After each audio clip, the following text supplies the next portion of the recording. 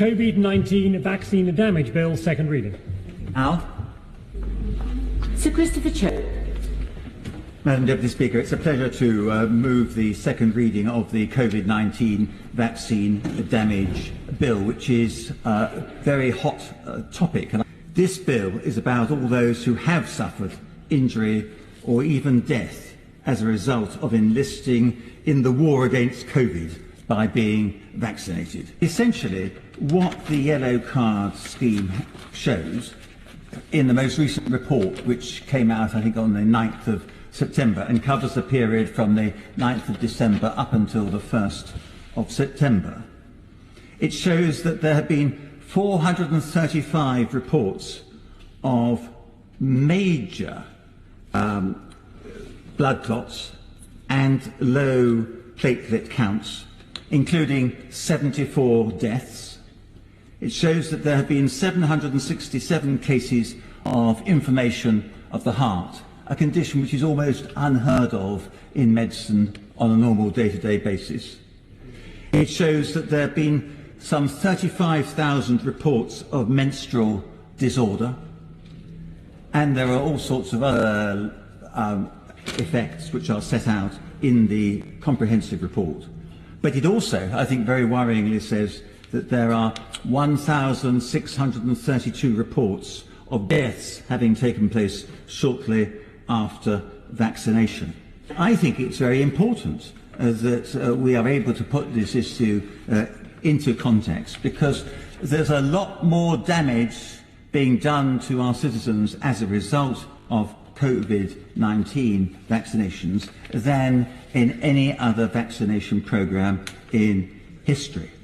We've already got a lot of evidence that people have suffered damage or if not death as a result of these vaccinations, and there was recently a coroner's report of somebody, I think in the north of England, who had definitely, the coroner's verdict was that that person had died as a direct result of receiving the COVID-19 vaccine.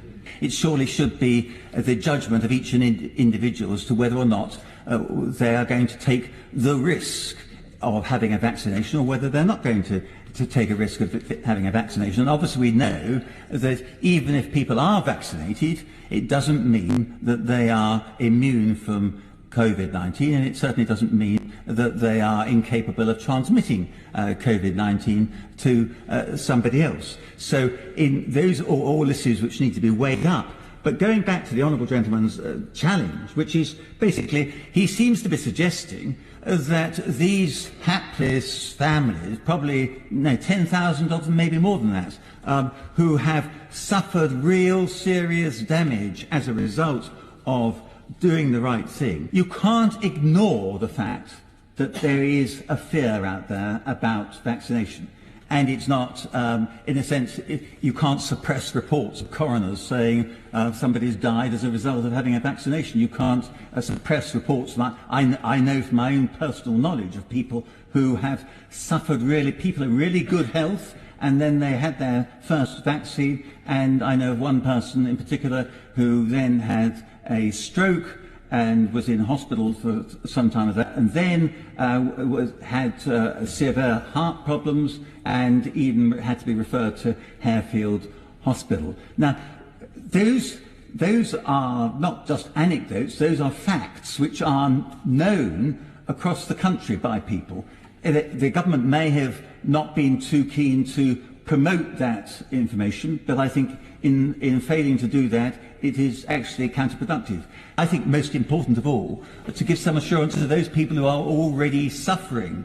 And our hospitals have got a large number of inpatients who are only there because those patients took the vaccine. And it's causing a lot of angst for consultants across the country. We know that there is causation between vaccinations and damage caused by those vaccines.